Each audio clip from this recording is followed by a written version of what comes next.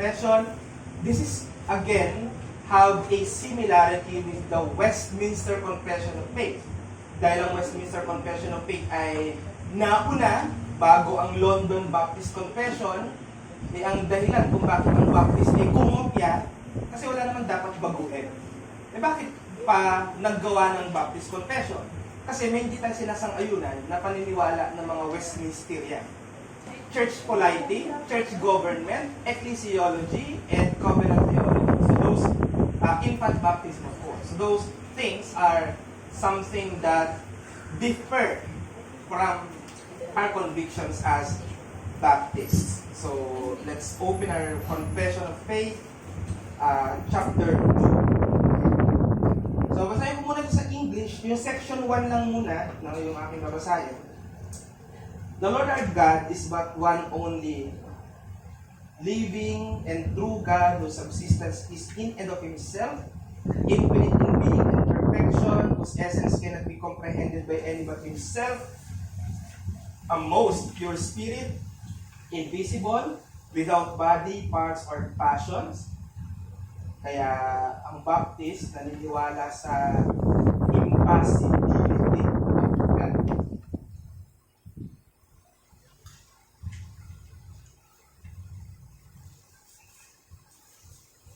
So baka nasa yung impossibility, yung imposible. Impossibility with A. So impossibility, God without passion. So we believe that. Hindi kagaya natin na ang tao, meron kang mga tipo, meron kang gusto, passionate kang mag-gitara, passionate kang mag-piano. Ang ating Diyos. Pero mas ano pa natin yan, mas i-explore. May emotion ng God, but His emotions are grounded with His holiness. So, hindi siya out of lust, gaya ng tao. So, tuloy natin, who only has immortality, dwelling in the light, which no man can approach unto. So, immortality can only be referred to God.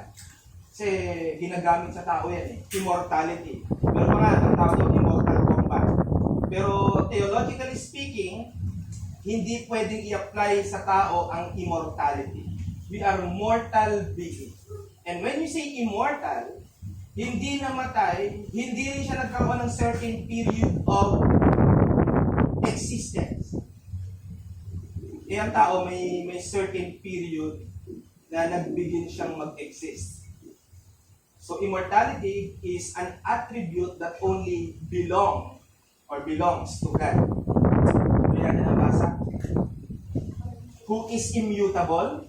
Ibig sabihin ng immutable, unchanging. Immense, ibig sabihin ng immense, omnipresence. So medyo influensyahan ko kayo ngayon na ang term na omnipresence ay maling term. Nasabi tayo sa tatlong O. Sino ang Diyos? Tatlong O. Omnipotent, omnipresent, omniscient. Tapos kala mo, galing mo na sa doctrine of God. Hindi. Medyo i-erase natin yung omnipresence. It must be immensity. Ang ibig sabihin kasi ng omnipresence, yung word na omni, Greek ito Yeah? Nag-derive ito, galing ito sa Greek. Na ang ibig sabihin, all. Lahat. Potence, power. Diba? Omnipotence, all-powerful. Omniscience, all-knowing. Science is a psychological term meaning yung understanding, knowledge. Omnipresence, ibig sabihin, lahat ng dako, nandun yung presensya ng Diyos, mali yun.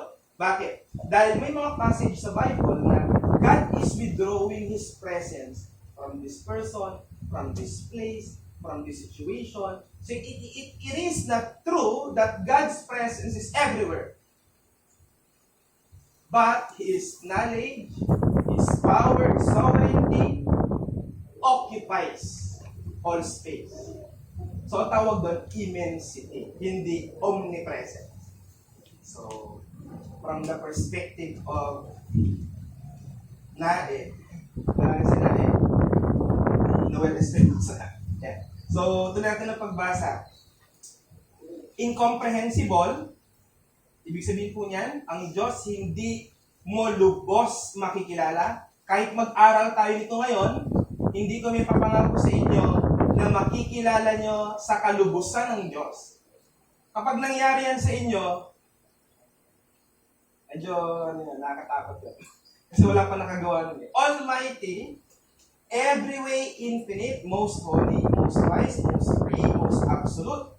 God is absolute in His sovereignty. Sabi nga ni Jonathan Edwards, absolute sovereignty of God is what I love to ascribe to God.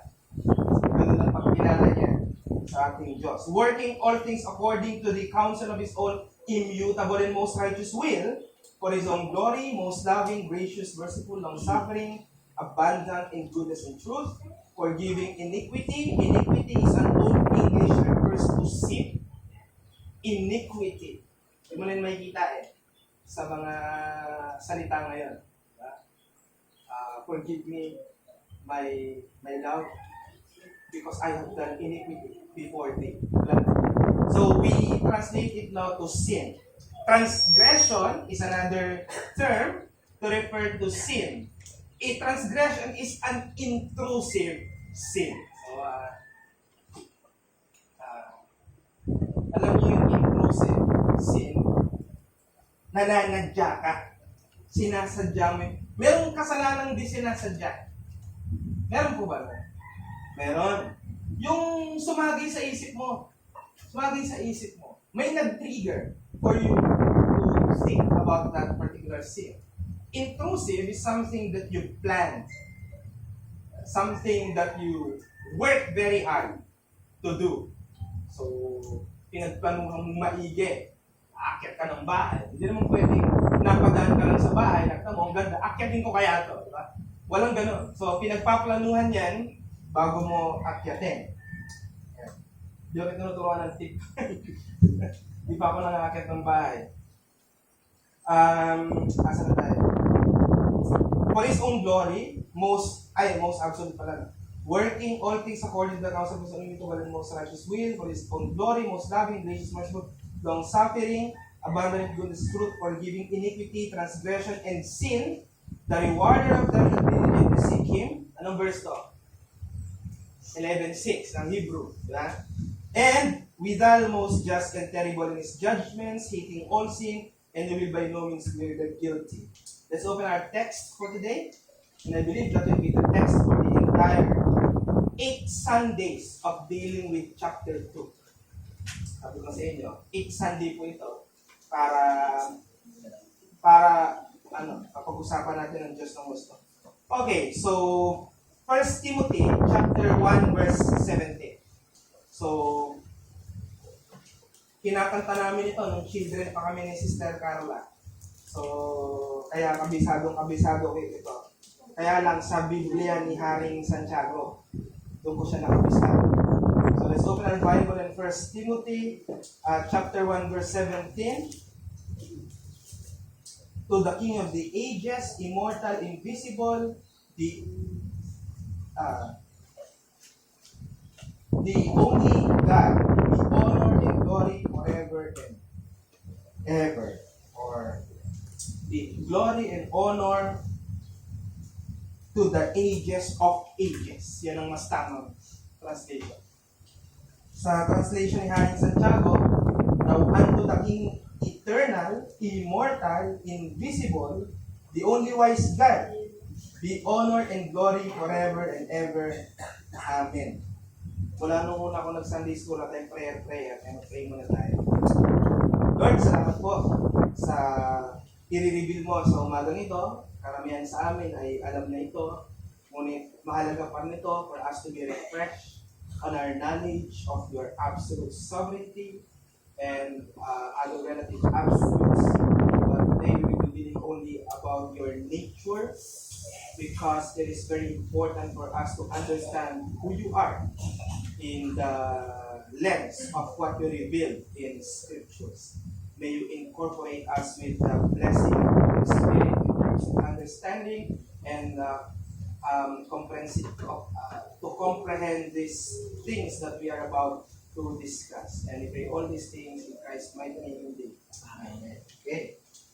So, God, ating pag-aaralan. Disclaimer, huwag tayong lalagpas sa revealed. Yan. Pag pinag-uusapan natin ang doctrine of God, pag nag-attempt ka na mag-explain beyond what is revealed in scriptures, court ang dating mo. So, yan ang danger dyan. Dahil God ang pinag-uusapan, magkamali ka ng konting doktrina, kulto ang dating mo. Ano ang kulto? Ano ang kulto? Mali ang Diyos mo. Hindi tama ang Diyos mo. Ang Pentecostal, kahit tatalon-talon yan, kapatid yan. Sa kanilang understanding ng God. Pero marami ng Pentecostal ang umaalis dyan. Kaya depende sa kung anong Pentecostal yan.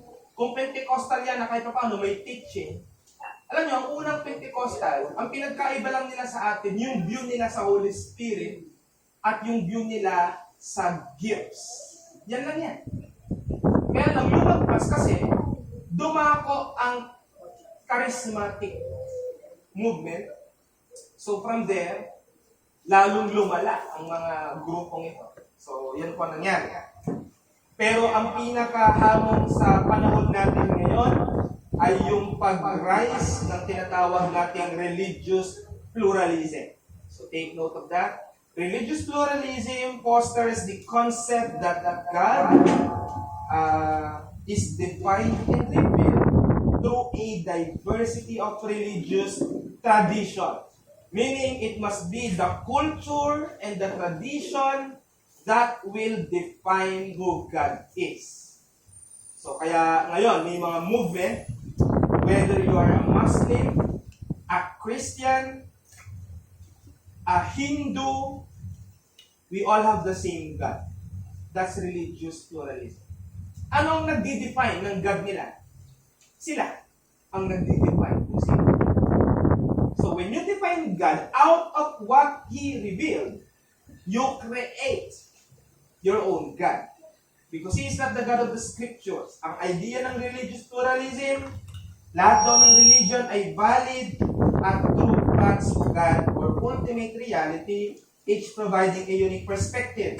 Ang confession of faith natin, it asserts, pinagdiriinan nito na ang lahat ng pangunawa tungkol sa Diyos dapat derive. Ibig sabihin ng derive? Nanggagaling, nagmumula. Nagmumula lamang sa mga revelasyon, pahayag, galing sa Scripture. Pakinggan natin si John Calvin sa kanyang Institutes of Christian Religion. Sabi niya, sa Book 1, Chapter 13, Section 21, by the way, if you're a preacher, it's also a challenge for you to read Calvin's work. Yan, yung Institute. Lagi tayong mababalik sa 1689, pero isa rin sa dapat natin binabasa, Institutes. Kasi yan ang framework ng Calvinism. Okay. So let us not take into our heads to seek out God anywhere else than His sacred word. So, dumagpas na. Sabi mo din siya mag-part. Huwag ka tawag, makapatapa ka. Sa hospital ka maraming dali. So, tuloy tayo. Asa ba tayo? Kay Calvin. Kay Calvin. Nawala na kasi siya dun eh. Babalik nga natin yun.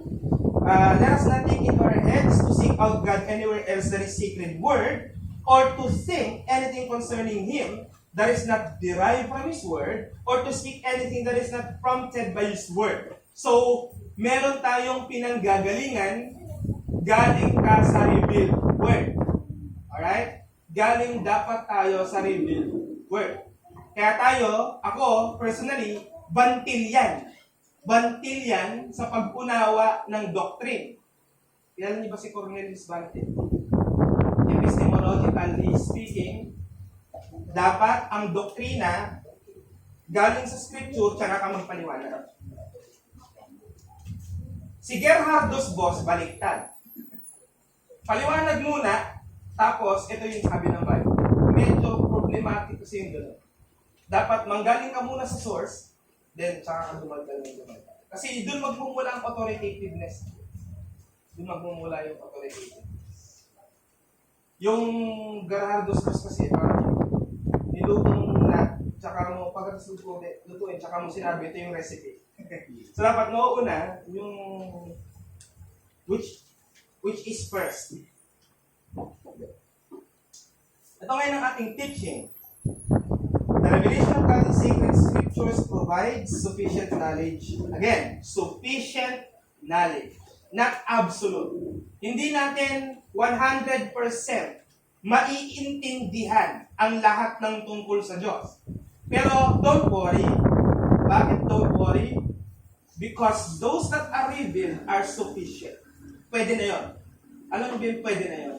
So, hindi mo man fully naiintindihan, pero yung dapat mong maintindihan, naiintindihan mo.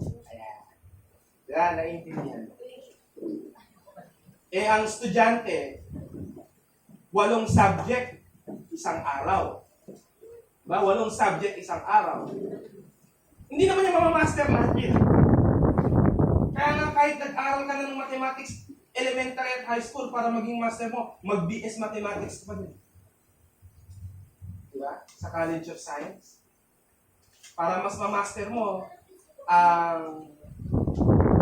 minsan lang, nag-BS math ka na, kailangan mo pa ng masteral, kailangan mo pa ng doctorate. Doctor of Philosophy. Para mas lalong masabing mahusay ka. Kasi pag doktor ka, lahat ng mga nasa same field mo, nakaganon talaga sa'yo. Doktor. Doktor yan. Kaya sasabihin yan, wala kang huwag kang salita. Doktor yan. Yan naman sa pamantayan nyo ng sekular. Right? Pero, Doctor of Divine Studies. Doctor of Theology. Medyo parang dapat walang ganun, di ba? Alright, so una natin pag-uusapan tungkol sa doktrina ng Diyos, manggaling tayo sa pinaka-foundation, the doctrine of monotheism. Yeah. So monotheism, katayin muna natin yung word. Mono means single, one. Ano ba yung dalawa? Bi. Tatlo, tri. Diba? Marami, poly. Yan ang kabaliktaran yan, polytheism. So, ang Kristyanismo, unang criteria para tanggapin ng Kristiyano ka, you believe in a monotheistic view of God. So, what does it mean? We believe that there is only one God. Okay? Walang dalawa, walang tatlo. Hindi po naniniwala tayo sa banal na Trinidad. O tinatawag natin Holy Trinity o Santissima Trinidad. Diba? Yun ang Spanish nun. Narinig niyo siguro yung Santissima Trinidad. Diba? Minsan nasa Rosary, minsan pangalan ng parish, minsan, diba? Narinig ko sa Masungit na Madre. Yung laging pumupunta sa school. Yeah. So, monotheism, God as the only and true God. So, pag marami, ano yun? Polytheism.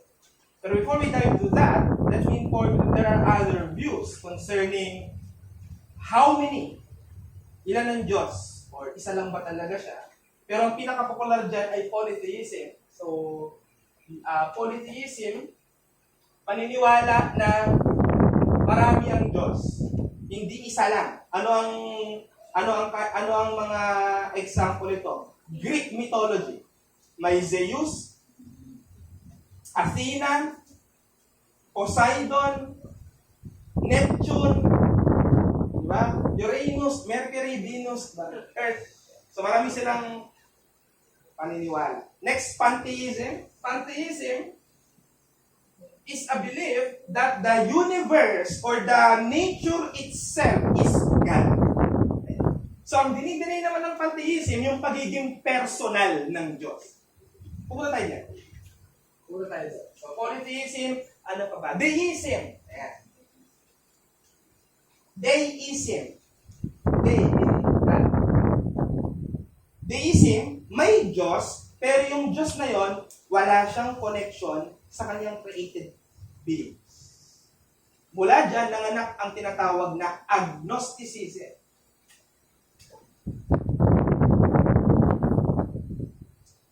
Agnosticism, they deny na totoong may Diyos, pero sinasabi nila, hindi rin nila sinasabing wala. Gulo, di ba? Ang agnosticism, God is unknowable. Pwedeng totoo, pwedeng hindi. Agnosticism. And monotheism is where Christianity is resting upon.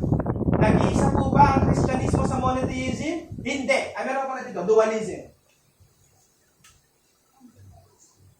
Dualism, ang equivalent nito ay Zoroastrianism, religion nito sa India at sa Pakistan, Sri Lanka. Basta yun, yung mga nilalamukos yung pagkain. So, dualism is a belief na dalawa ang Diyos, completely opposite to each other. So, sa katumbas ng Eastern philosophies, kasi ang China, Taiwan, North Korea, Japan, hindi mga religion ang nag-exist dyan. Mga principalities, philosophies. Alin yun? Confucianism, Taoism, Shintoism, ano pa? Buddhism. Yan. Ang Buddhism is also a principality. Nagkaroon lang ng sekta yan. Yung Tibetan Buddhism na inelevate si Siddhartha Gautama Buddha as deity. Pero, technically speaking, originally speaking, naniniwala ang mga Buddhist na ang religion nila ay principality. Wala silang God.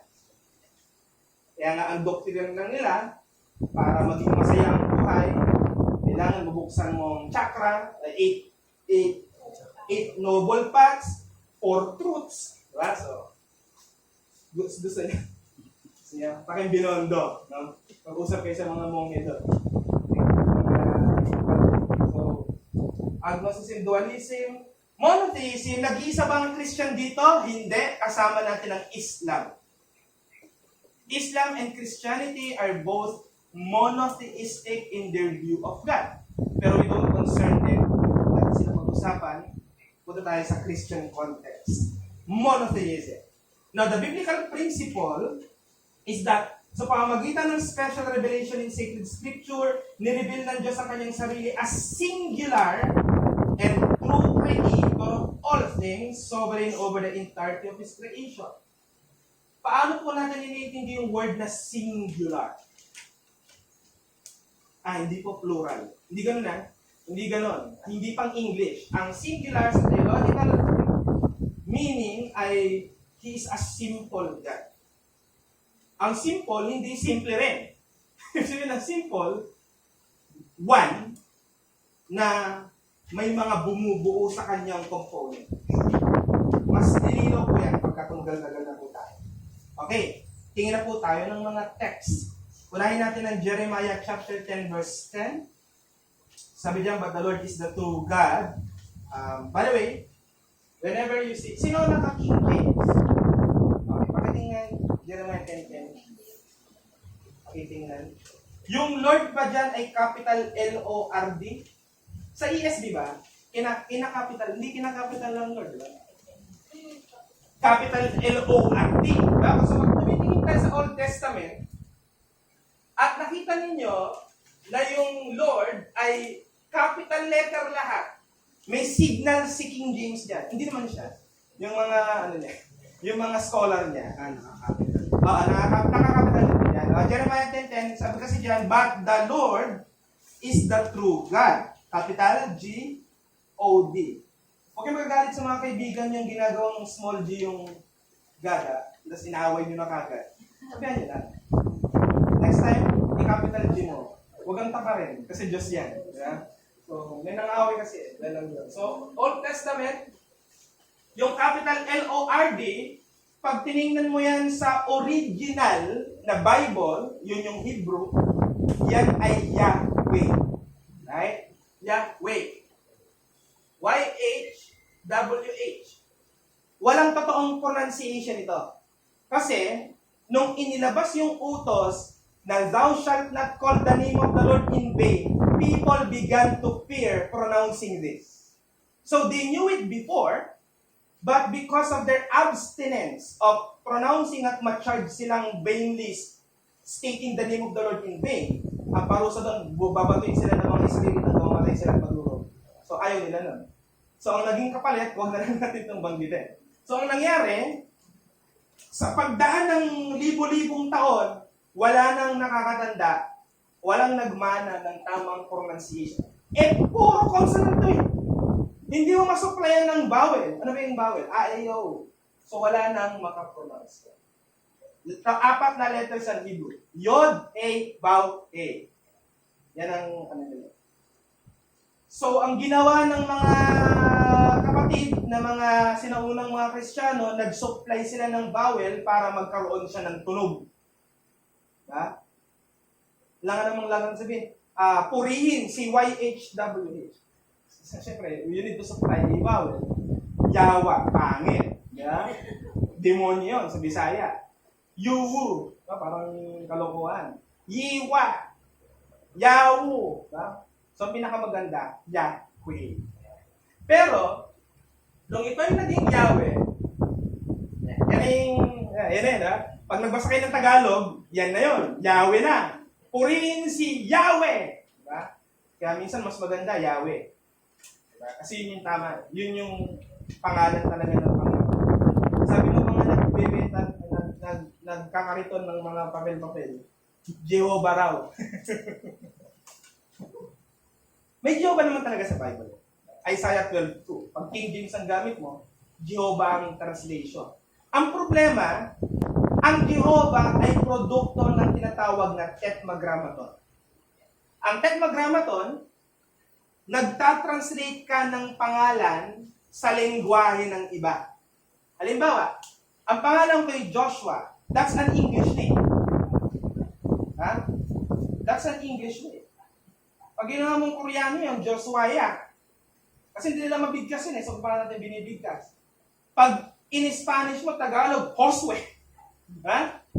Ganun yun. Si Jesus, nung pinako sa krus, sabi ni Pilato, isulat mo ang pangalan sa ilang wika. 3. Diba? 3. Sa Latin, Yesu. Yesu. Yesu. Ilang pangalan niya. Sa Greek, Yeso.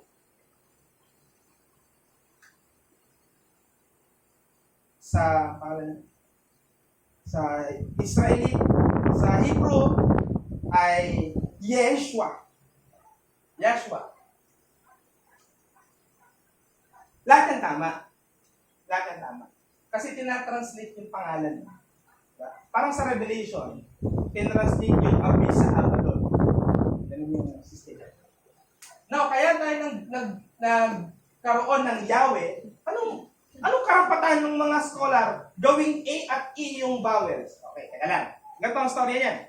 Dahil natakot ang mga taong gamitin yung Yahweh, when they are referring to God, gumamit na lang sila ng dalawang alternative. Gumamit sila ng dalawang alternative na itatawag nila sa Diyos. Una, Elohim. So, let's open our Bible in Genesis 1:1. Babasahin ko sa tamang pagbasa. In the beginning, Elohim created the heavens and the earth. So, ang gamit po ng God dyan, hindi Yahweh, kundi Elohim. In the beginning, God created the heavens and the earth. Ano yung Elohim? One God in plural sense. One God in plural. Sila lang nakakaintindihan. Pero when they speak of Elohim, they refer to a singular God with plural sense. Kasabihin ngayon ng mga ibang Kristiyano, mayroon na po tayong verse sa Old Testament na nagpapakitang Trinity talaga ang Diyos. Genesis 1:1. Bakit? Dahil yung Elohim plural sense. Bale. Hindi alam ng Old Testament na ang Diyos ay Trinity. Tandaan niyo. Hindi alam ng Old Testament na ang Diyos ay Trinity. Hindi ni-reveal sa kanila yon. Yan ay revelation na ng New Testament. Okay? Kaya kung sila, hindi Trinitarian, hindi sila i-judge ng Diyos kasi hindi niya ginustong i-reveal yun ng panahon na yun.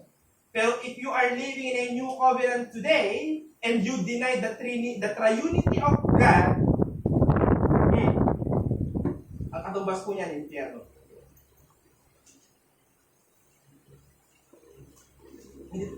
Hindi tayo mabilis mag-accuse na pag may pagkakamali lang, impyerno agad. Pero Diyos ang pinag-uusapan natin. Pag may mali ka dyan, impyerno ka agad. Ganun po katindi. Kaya gusto ko, huwag madaliin yung pag-aaral na ito. Lalo na meron tayong mga kapatid na bago sa ating pamilya. So, but the Lord is the true God, is the living God and everlasting King, at His wrath the earth quakes, and the nations cannot endure His indignation. Kaya pag nag-earthquake, alalahanin nyo, ay, galit yung Diyos. Sabi, yeah? Sa galit niya, yumayanig ang mundo. Sabi sa'yo ng siyentista, may gumalaw na magma. Pero syempre, may nagpagalaw nun. Merong nasa likod. Dapat makita yan ng mga tao. Hindi pwedeng nag-dead end dito. Kaya hindi tayo maniwala na ang tao galing sa natin. Bakit magkakaroon ng buhay galing sa hindi buhay? Samantalang sa genetics, kaya black yung mata mo dahil sa magulang mo. At yung magulang mo, may magulang. Yung magulang ng magulang mo, may magulang. May panggagalingan. Ngayon, buhay ka, dapat galing ka sa buhay din. Tama bang logic yan? Tamang logic yun. Bakit magpo-produce ang walang buhay nang may buhay? Di ba? Maniniwala doon, gago. Yun yung tama doon. Hoy, may verse dyan. Ba? Verse dyan. Fool hath said in his heart, there's no God. Ano yung fool? Tanga. Gago. Yan ang ibig sabihin.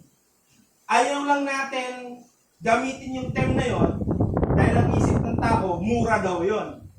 Mura. Okay. Hindi nga siya nagmumura. Kalunyero naman. Mas malala. So, 1 Corinthians 8, 4-6. Next. Pakibasa, Brother Mario. 1 Corinthians chapter 8, verse 4-6. Therefore, as to the eating of food offered to idols, know that an idol has no real existence, and that there is no God but one. For although there may be so called gods in heaven or on earth, there are many gods and many purposes. Yet for us there is one God, the Father, for whom are all things working, and for whom we exist, and one Lord Jesus Christ, for whom are all things, and for whom we exist. Yan. So, may pagbabawal si Apostol Pablo sa pagkilala ng mga Kristiyano sa mga false idol.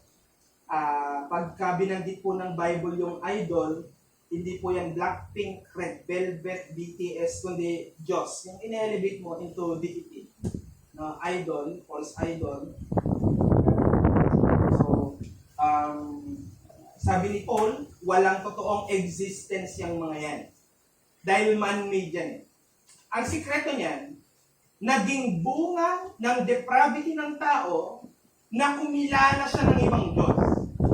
Alam niyo po, dinesign ang tao na magiging dependent siya sa God. Ang nangyari, because of sin, hate na natin yung God na yun. Hindi naman pwedeng wala pa rin tayong God. So we create our own God. We create our own God. Kaya di ako naniniwala sa atheism. Kung naniniwala. Sabi nila, wala daw Diyos. Pero galit sila sa Diyos. Pagkausap mo yung atheism, kung may Diyos, bakit yung mga... ba't ka galit sa Diyos? Akala ko wala kang Diyos. Ba't ka nagagalit? Diba? Dapat patay mali siya ka lang. Diba? Parang yung mga parada ng rainbow dyan. Diba?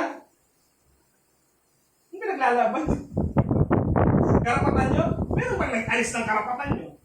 Sa ulo talaga ito mga ito. Kaya kung post-millennial kayo, pupuntahan nyo yun. Sasabihin nyo, hoy, pinag-aharian kayo ni Kristo. Tigil niya. Dapat Christian ang gumagamit ng rainbow sign. Because it is God's covenant with Noah. That He will not again wipe out the earth through water. That's the rainbow. That's the rainbow. That's the true rainbow. Nangako ang Diyos na hindi niya na uli gugunawin ang mundo. Bakit? Bakit ba niya ginawa yung mundo? Dahil sa pagkakambo yan. Doon sa Sodom and Gomorrah. Yun eh. Kaya nga nilipol yung mga tao, tumindi yung kabaklaan ng mga tayo yan. Isipin nyo, 2 anghel na bumisita kay Lot, pinagkaguluhan ng lahat ng mga bakla doon sa Sodom. Niyayanig nila yung bahay para sabihin, hoy, palabasin mo yung bisita mo. Dahil gusto namin siyang makilala. Alam natin yung word na makilala, iba ibig sabihin na. Kaya nga nung sinabi ng Bible, si Adan ay nabuhay ng 130 years, tapos nakilala niya si Eva, nagkaroon sila ng anak. Hindi naman ganun, kapag hindi naman nakilala mo lang, may anak na kayo. Diba? Ang dami ko nang kilala, wala naman ako anak sa inyo. So, ibig sabihin ng nakilala doon ay sexual intercourse. Kaya ganun din yung gamit nung sinabi ng mga homosexual sa Genesis na gusto namin silang makilala yung anghel. Naggagawa nila ng masama. At dahil sa takot ni Lot sa anghel, maging sa mga tao na niyayanig niya yung bahay niya, kita niyo yung desperation ng probably in-offer niya. Ito anak ko, yan na lang. Di ba siya masisisi bakit niya nagawa yun? Matindi ang pressure ng time. Minsan gano'n, di ba? Anak ko lang. Minsan, yung mga nasa probinsya, sinusugal yung anak nila, makapangasawa ng mayaman, kahit malupit, para umahon din sila. Umahon din sila sa kanila. Buti lang na nakakaranas sa amin ng ganyan. So, point, biblical Christianity affirms the existence of only true and living God who reigns sovereignly and is incomparable to any created being. You don't compare God to any created being. You're fool if you elevate a created being or non-living creation to the level of God. Nakilala na ng Israel si Yahweh. Tama? Sa pamamagitan ni Moses. Nung si Moses ay tinawag ng Diyos, nagpakita ng Diyos ng pagkakataon dahil nagpadala siya ng 10 salot. Okay? Tapos nung inalis na sila ng Diyos, pinalaya na sila sa Egypt, at nandun na sila sa wilderness, nawala lang si Moses ng 40 days. Nagkakagulo yung mga tao. Kala nila pinabayaan na sila ni Moses. Kailangan nila ngayon ng isang leader at titingalain. Kaya ano pag-isipan nila? Pag-ipunin natin lahat ng mga ginto natin, gawin nating Diyos. Nakilala nila yung Diyos, ha? Sasabihin ng iba, ganyang kahangal ang Israel. Nakilala na yung Diyos, pero bumabalik sa man-made God. Ito ang tanong ko sa iyo ngayon. Kilala mo na yung Diyos, pero nasaan ka pag Sunday? Kilala mo na yung Diyos, pero nasaan ka pag Sunday? Kasi kung nasaan ka ng Sunday, nandun ang wino-worship mo. Kaya huwag mong akusahan ng Israel sa bagay na ikaw rin yung gumagawa.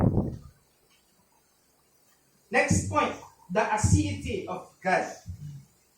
Aseity, hindi ito word na ginagamit sa secular. Walang ibang gumagamit yan. Kaya kapag nilagay mo yan sa Microsoft Word, pula yan. Yung sa ilalim may ganyan. Kasi sasabihin ng Microsoft, walang ganyang salita. No, meron sa theology. Aseity of God, pero ang gamit po ng, sinabi niyo yan. So, aseity of God, ang ibig sabihin natin dyan ay self-existence. Ito, medyo nakakayanig na to ng isip, no? Pero kung hanggang saan lang mararating natin, doon na lang po tayo. Pag sinabi natin God is aseity or self-existent, meaning God is independent, hindi niya kailangan na meron siyang pinanggalingan. So you don't gonna ask that.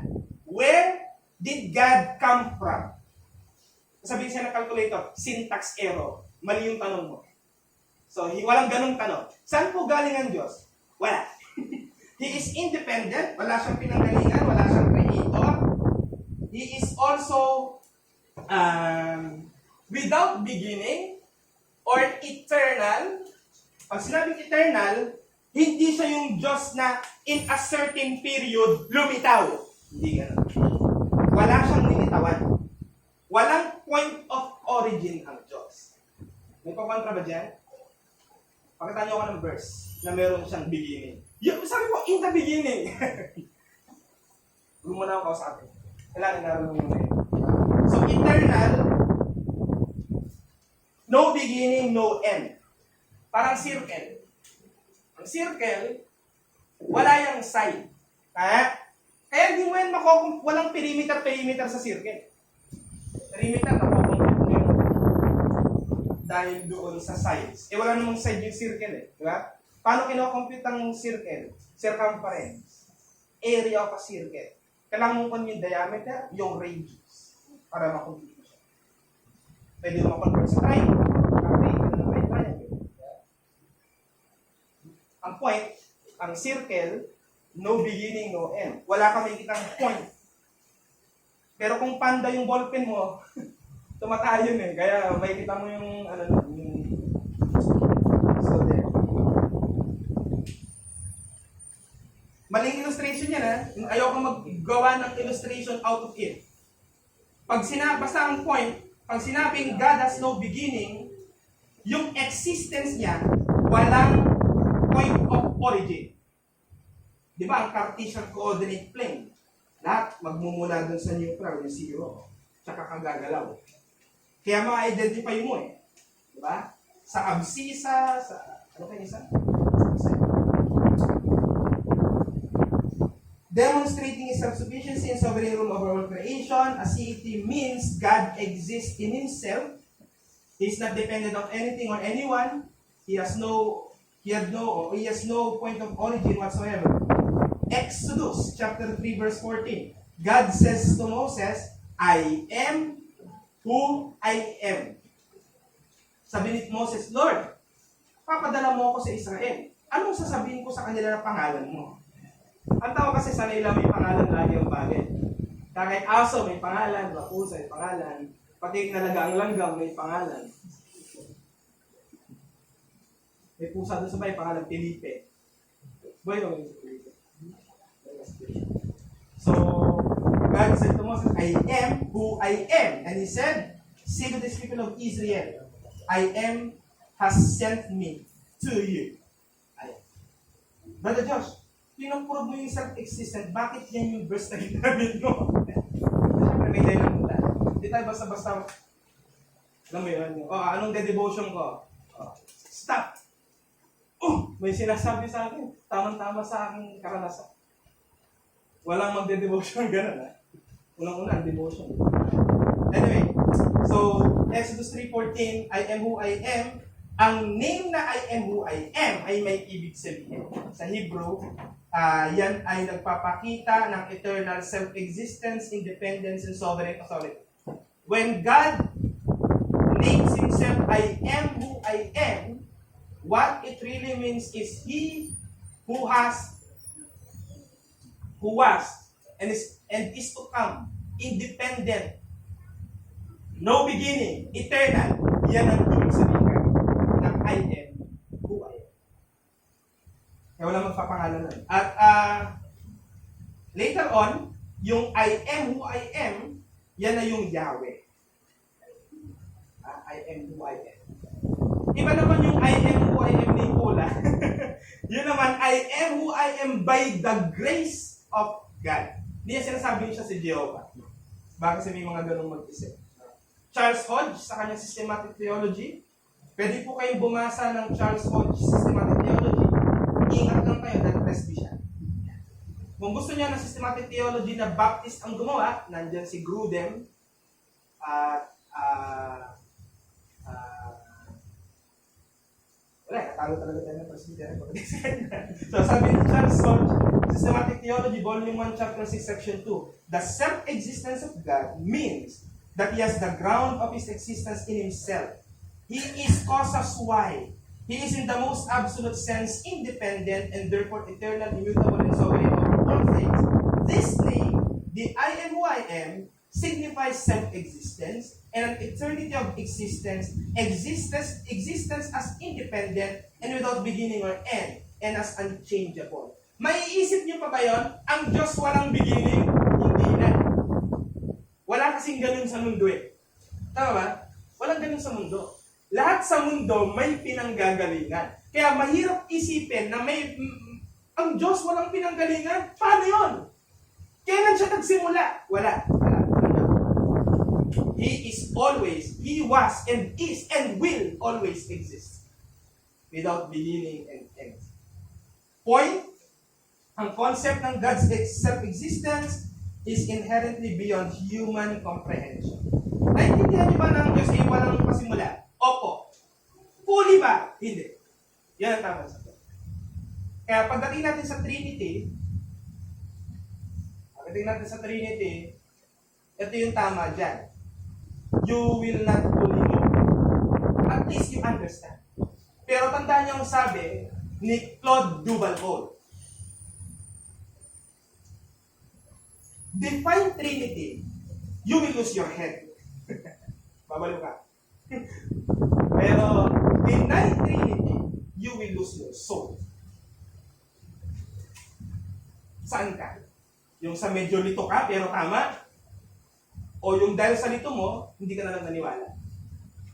Ganun ang implication. Kaya, bagamat ito ay beyond human comprehension, as our understanding is rooted in the recognition that all things originate from something else, yet, God transcends this principle. Yan ang isang magandang attribute ng God. God is transcendent. Transcendent. Sabihin, yung kanyang pagiging invisible, pinapakilala niya sa atin visibly. Dati, ang mga Israelita, purely they know God as invisible. But as product of new covenant, the God who was invisible before is now visible because there is Christ. May mukha na yung Diyos dahil may Kristo.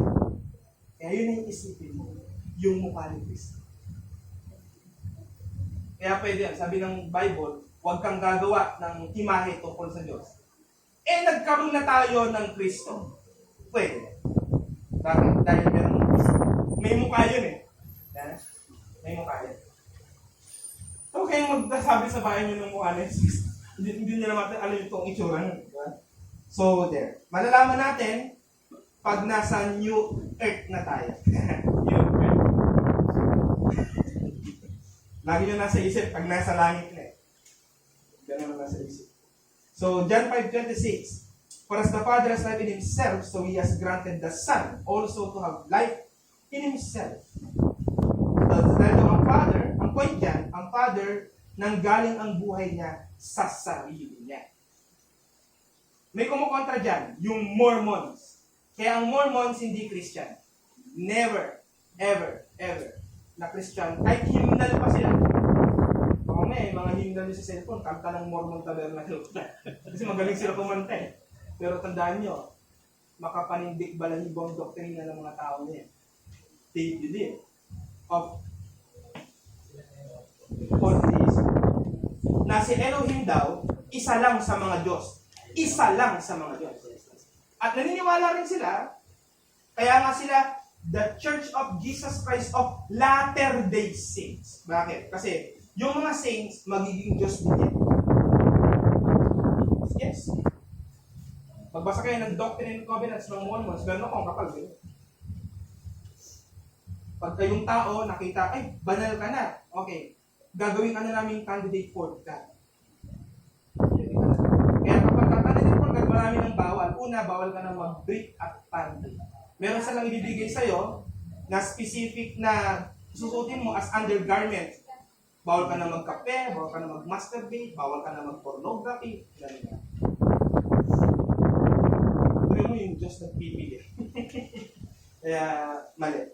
Maling-mali. Buti nga, inalis na nila yung dati nilang doktrine, yung polygamy.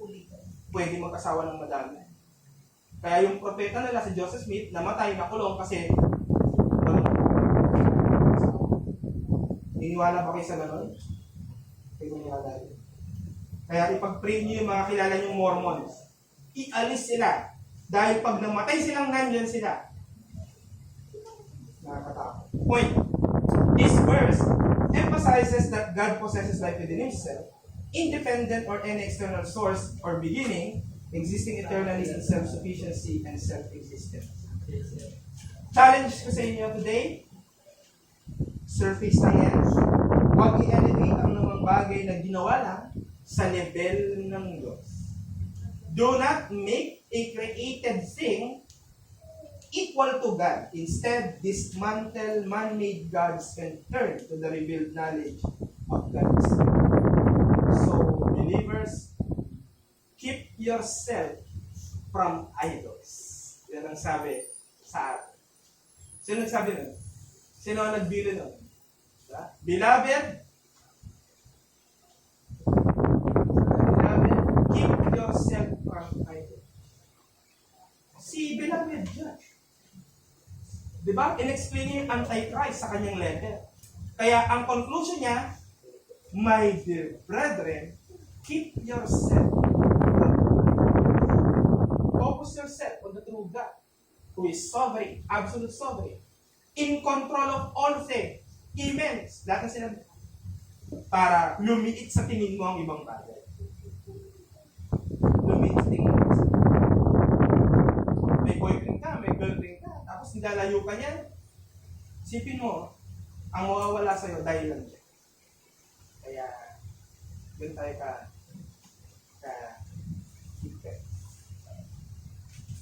next week, pag-uusapan natin ang attributes naman ng Diyos, pero 7 section.